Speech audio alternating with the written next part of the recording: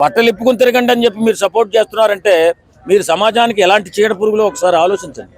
పవిత్రమైన ఒక బంగారం లాంటి ఒక మాట చెప్పాడు, ఎక్కడో వలగారెడ్డి చిన్న మాట, అది కూడా వాస్తవమే కాదని ఎవడన్నాడు?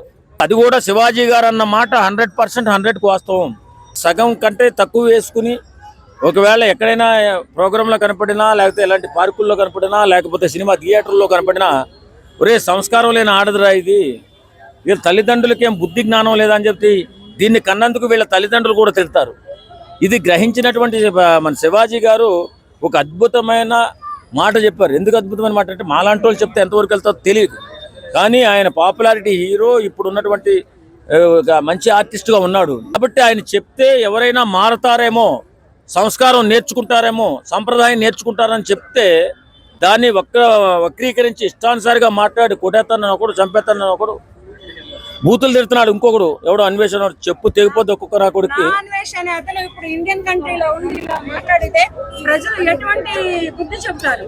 అలాంటి చెత్త ఏదో గురించి మాట్లాడడం వేస్ట్ అండి, దాని గురించి మాట్లాడకూడదు. ఎందుకంటే ఎవరైతే సమాజానికి ఉపయోగపడే మాట, ఇప్పుడు కనీసం ఆర్థిక సాయం చేయకపోవచ్చు, మనం ఇంకా ఉపయోగపడకపోవచ్చు, కనీసం సమాజానికి ఉపయోగపడే ఒక్క మాట అయినా చెప్పాలి.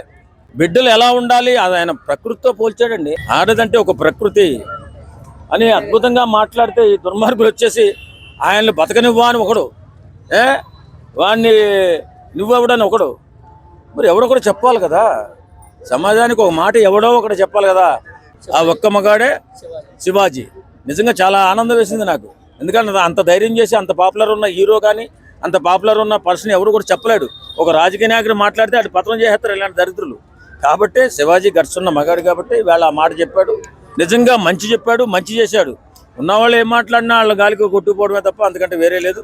లేదు లేదు మేము ఇలాగే బట్టలు ఇప్పు తిరుగుతూ ఉంటే ఎవడుతున్నాడు, ఆయన వద్దనలా తిరగమనే చెప్తున్నాడు. తిరగండి అమ్మా. ఒక హీరోయిన్ ని లూలు మహల్ లో ఒక ఇంతమంది బాడీ గార్డ్స్ ఉండగా కూడా అంతమంది యువకులు కలిపి అవమానించిన అవమానానికి ఇలా స్పందించానని మాట్లాడారు శివాజీ గారు. ఆయన ఎక్కడో ఆయన మనసుకి బాధ కలిగి ఉంటుంది కాబట్టి వీళ్ళు, ఇప్పుడు మనం చూస్తున్నాం చాలా సందర్భాల్లో ఏదైనా ఫంక్షన్కి వచ్చేటప్పుడు అసలు వాళ్ళు ఎలా వేసుకొస్తారో బట్టలు తెలియదు.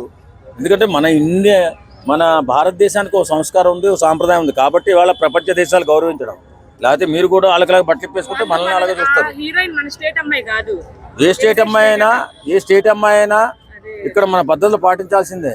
కాబట్టి వాళ్ళని చూసి మన వాళ్ళు తయారవుతారు. కాబట్టి ఆయన ఒక మాట చెప్పాడు, ఏమని, కొంచెం సాంప్రదాయంగా ఉండండి. ఆయన చెప్పింది మంచి అయితే తీసుకొచ్చాడంటే వదిలేయాల, కానీ అంత ధైర్యంగా చెప్పిన మాటని మీరు వక్రీకరించొద్దు. మగాళ్ళుగా పుట్టి, నేను అదే చెప్తున్నా, మగాళ్ళుగా పుట్టి ఆయన చెప్పిన మాటను వక్రీకరించొద్దు.